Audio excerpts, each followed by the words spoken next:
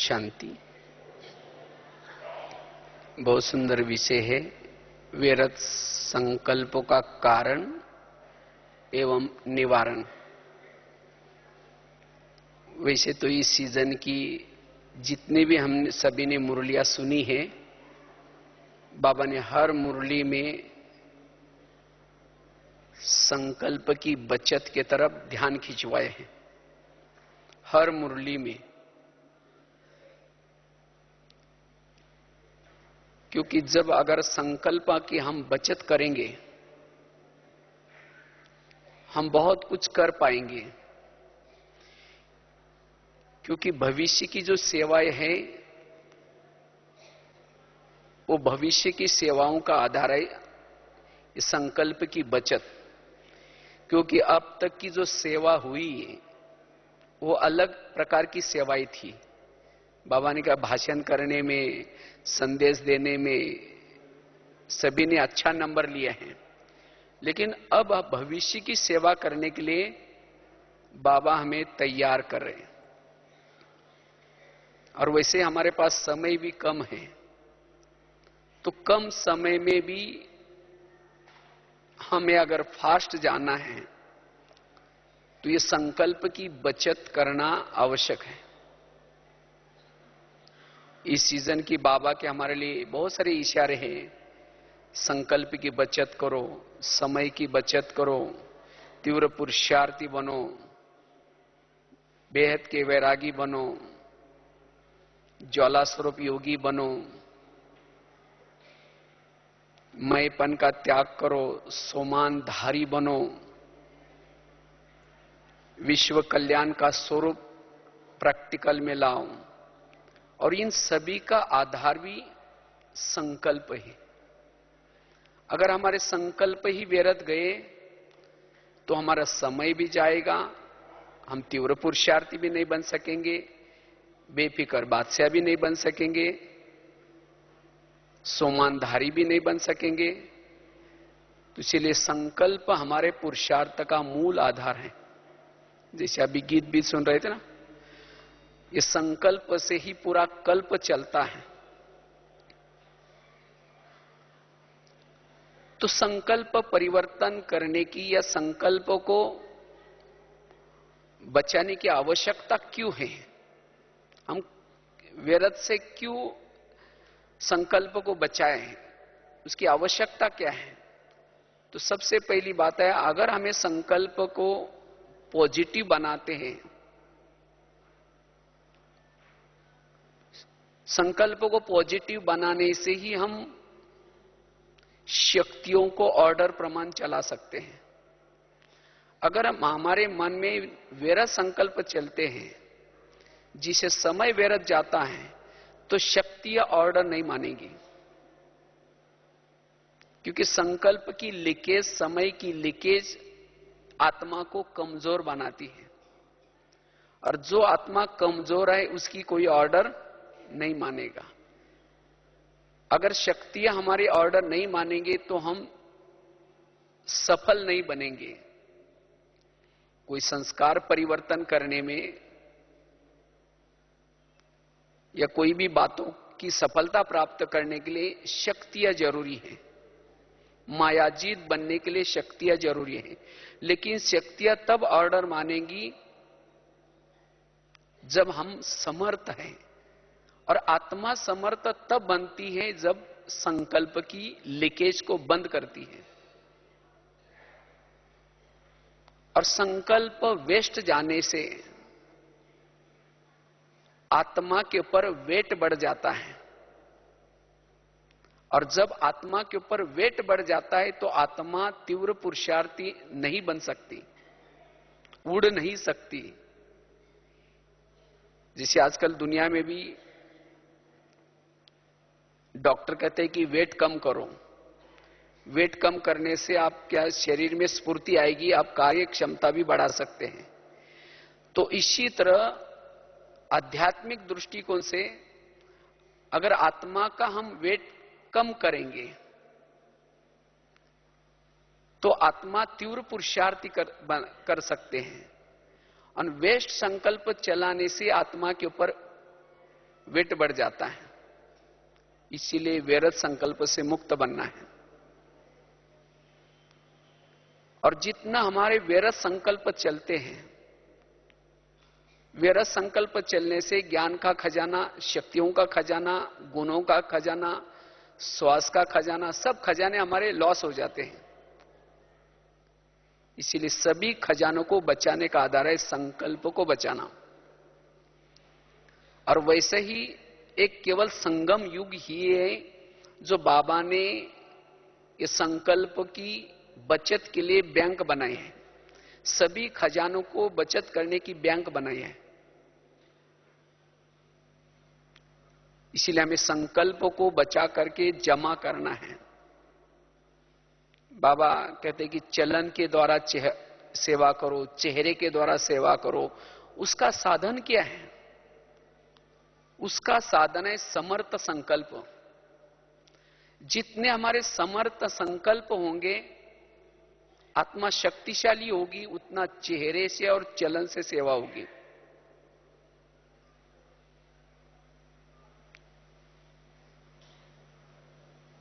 इसलिए हमें व्यर्थ से स्वयं को मुक्त करना है। अगर हम अपने संस्कारों को परिवर्तन करना चाहते हैं, क्योंकि संस्कार भी बनते संकल्पों से, चाहे आपस के संस्कार, चाहे खुद के अंदर के पुराने संस्कार, अगर उन संस्कारों को परिवर्तन करना चाहते हैं तो संकल्प में परिवर्तन करना है। निगेटिव संकल्प निगेटिव संस्कारों को बनाते हैं। इसीलिए हमें संस्कारों को परिवर्तन करना है तो संकल्पों को, व्यर्थ को खत्म करना है। व्यर्थ संकल्प वाला स्वधर्म में टिक नहीं सकता। अगर मन में संकल्प निगेटिव चलते हैं तो स्वधर्म में आत्मा टिक नहीं सकती। शांत स्वरूप, शक्ति स्वरूप, आनंद स्वरूप, प्रेम स्वरूप, पवित्र स्वरूप, जो आत्मा के जो ओरिजिनल स्वरूप है, अगर इस स्वरूपों की अनुभूति करना है तो व्यर्थ से हमें मुक्त बनने की आवश्यकता है। अगर मन में व्यर्थ संकल्प चलते हैं तो आत्मा के पास साइलेंस पावर का बल जमा नहीं होगा। इसीलिए हमें व्यर्थ से मुक्त बनना है। वैसे संडे की मुरली आप सभी ने सुनी होंगी। बाबा ने कहा आप सभी आधार मूर्त हो, और आधार मूर्त आत्माओं को क्या क्या करना है? अन्य आत्माओं की वृत्ति को परिवर्तन करना है। किसी के अंदर की कमजोरी है, कमजोर संस्कार है, उसका भी परिवर्तन करना है। विश्व का वायुमंडल परिवर्तन करना है। लेकिन ये सब कुछ परिवर्तन करने का आधार है हमारे संकल्प। अगर हमने अभी संकल्पों को बचाए हैं तो भविष्य की ऐसी बहुत सारी सेवा कर सकेंगे। इतना ही नहीं, आगे चल करके मनसा सेवा चलेगी। और मनसा सेवा करने का भी आधार है संकल्प। जिन्होंने अपने व्यर्थों को बचा करके स्वयं को समर्थ बनाया है, वही आगे चल करके मनसा सेवा कर सकता है।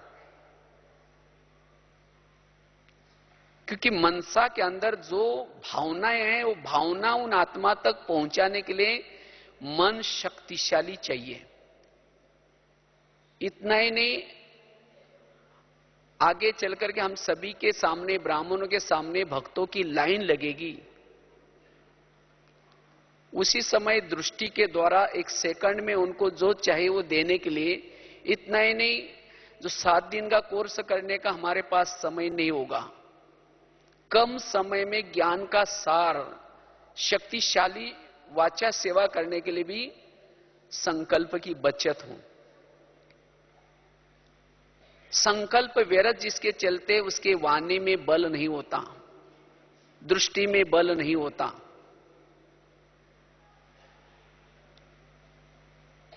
इसलिए बाबा कहते बच्चे, इस व्यर्थ संकल्प को परिवर्तन करना है। व्यर्थ संकल्प चलने से कभी कभी बुद्धि को भी लॉक लग जाता है। बुद्धि का विवेक नष्ट हो जाता है।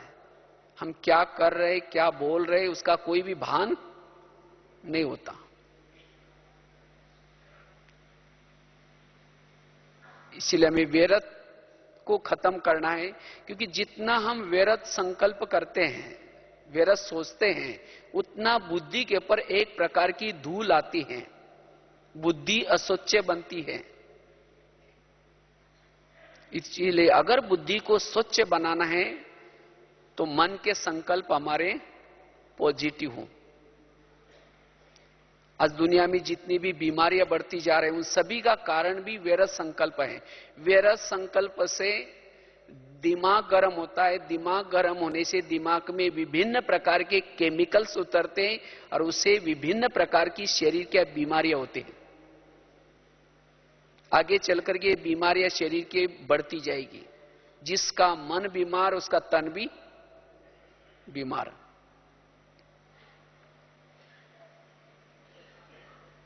पॉजिटिव संकल्प से मनोबल बढ़ता है, आत्मबल बढ़ता है। इतना ही नहीं, जितना हम सकारात्मक सोचते हैं, पॉजिटिव सोचते हैं, उतना हमारे साथ में शक्तियां साथ में रहती हैं। और जिसके साथ में शक्तियां साथ में रहती है, उसके साथ गुण भी साथ में आएंगे। व्यर्थ सोचने से शक्तियां भाग जाती हैं। जो व्यर्थ सोचता है उसके पास सहन शक्ति नहीं रहेगी। जब सहन शक्ति नहीं तो उसकी बहनें साथ और भी हैं, वो भी चली जाएगी। और जिसके साथ में शक्तियां नहीं, तो शक्तियों के एक एक शक्ति के दो चार बच्चे गुण हैं, वो गुण भी नहीं रहेंगे। और जिसके साथ में संगम में शक्तियां नहीं, गुण नहीं, वो स्वयं को अकेला महसूस करता है और उसके कारण उसकी हार होती है। हमें कोई साथ दे, कोई देहदारी साथ दे या न दे, लेकिन ये गुण और शक्तियां अगर हमारे साथ में हैं, कोई भी विघ्नों में, परिस्थिति में अगर गुण और शक्तियां साथ में हैं, तो आखिर हमारी विजय जरूर होगी। और जिसके साथ में गुण और शक्ति है, वही भविष्य का राजा है। कभी कभी हमें अकेला महसूस होता है, कमजोर महसूस होता है। क्यों? गुण और शक्तियां नहीं है। क्यों? हम व्यर्थ सोचते हैं।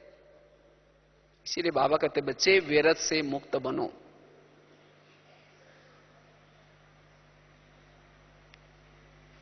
वैसे तो व्यर्थ से मुक्त बनने से हमारे जीवन में बहुत सारे फायदे हैं, जिसे हम लाइट हाउस, माइट हाउस बन सकते हैं, जिसे हम सोमानों में टिक सकते हैं।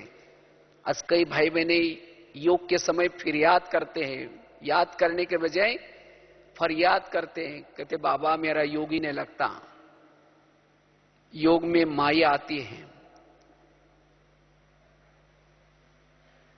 फरियाद वही करता है जो सारा दिन निगेटिव सोचता है, व्यर्थ सोचता है।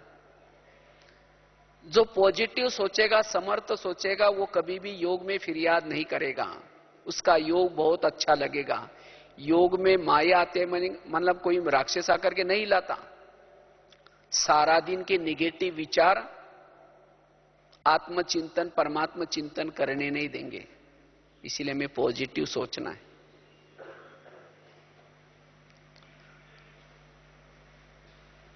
तो व्यर्थ से मुक्त बनने से हम अशरीरी स्थिति का अनुभव, बीजरूप स्थिति का अनुभव, बिंदु स्वरूप का अनुभव, निरंतर आत्माभिमानी स्थिति का अनुभव कर सकेंगे। आज सभी भाई बहने चाहते हैं हम निरंतर अशरीरी स्थिति में रहे, निरंतर आत्माभिमानी स्थिति में रहे, लेकिन वो स्थिति टिक नहीं पाते,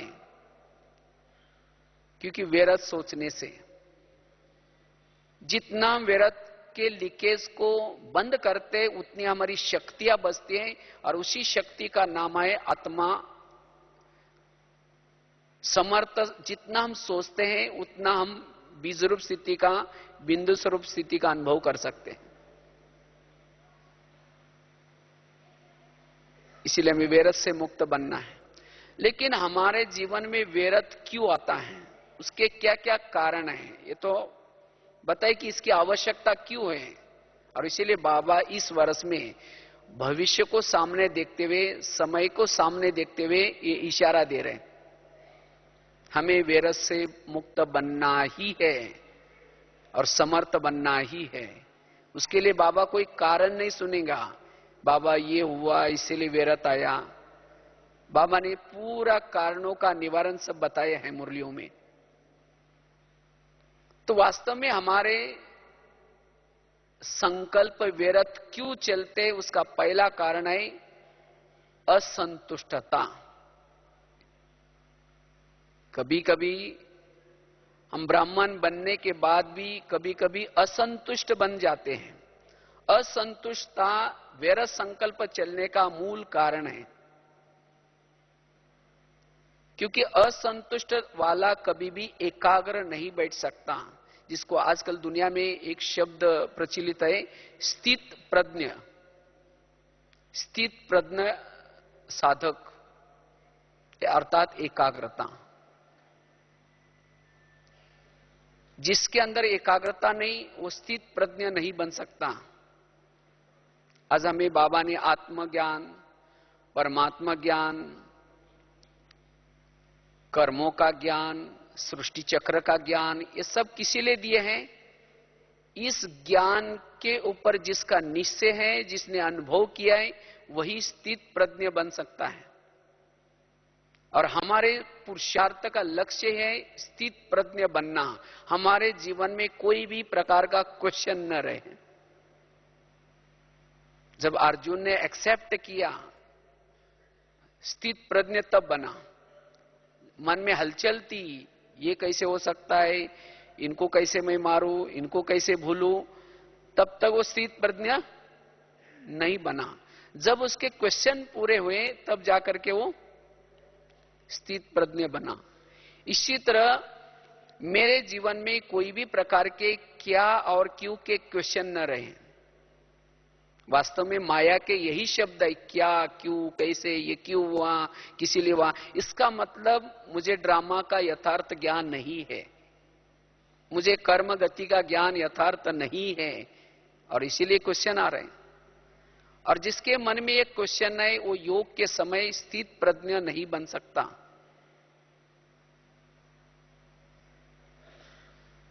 तो इसलिए हमें एकाग्र चित्त बनने के लिए संतुष्ट रहना है।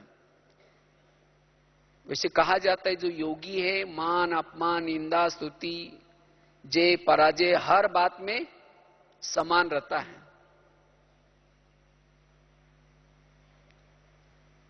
अगर कभी कभी हमारी मन के अंदर की व्यर्थ संकल्प चलते हैं, उसका कारण यह है मान अपमान निंदा स्तुति में हम समान नहीं बनते। उसमें अंदर कुछ ना कुछ हलचल पैदा होते हैं। तो मेरी सदा संतुष्टता बनी रहे, उसका आधार क्या है? संतुष्टता का आधार है त्याग। जितना मन हमारे अंदर त्याग की भावना है, उतना हम संतुष्ट रह सकते हैं। क्योंकि कोई भी अप्राप्ति आई, वहां असंतुष्टता हुई। अप्राप्ति एक कोई प्रकार का कीड़ा है, जैसा दिमक लगने के बाद जैसी लकड़ी अंदर से खोखली बन जाते हैं, इसी तरह अप्राप्ति भी, इच्छाएं भी हमें क्या करते हैं, अंदर से खोखला बनाते हैं। निगेटिव सोच सोच करके दिखने में तो हम बहुत कुछ कर रहे हैं, लेकिन अंदर से खोखले हैं, क्योंकि इच्छाएं पूर्ण नहीं हो रहे, कोई ना कोई अप्राप्ति है। इसलिए बाबा कहते बच्चे, त्याग की भावना। और त्याग भी कब आएगा? जब हमारे जीवन में वैराग होगा, तब त्याग आएगा। इसलिए बाबा ने अभी खास अटेंशन खिंचवाया, बेहद के वैरागी बनो। और वैराग किससे आता है? वैराग आता है ज्ञान से।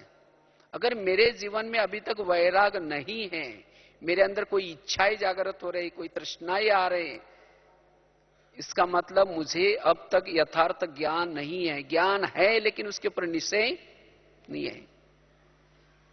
ये दुनिया परिवर्तन होने वाला है, दुनिया परिवर्तन हो रहे हैं, विनाश होने वाला है, जो इन आंखों के द्वारा जो कुछ देखते हैं ये सब नष्ट होने वाला है, ये बाबा क्यों सुनाता है?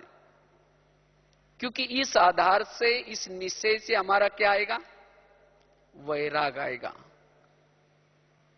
तो जितना हमारे जीवन में वैराग होगा उतना त्याग, और त्याग से जो है जैसे हम कैसे रहेंगे? संतुष्ट। और जितना संतुष्ट रहेंगे उतना जहां भी बैठे, जब भी बैठे, मन स्थिर, मन एकाग्र रहेगा। और ऐसी आत्मा ही कर्मयोगी बन सकती है। और ऐसी आत्मा कभी नहीं कहेगी मुझे टाइम ही नहीं मिलता साधना करने के लिए।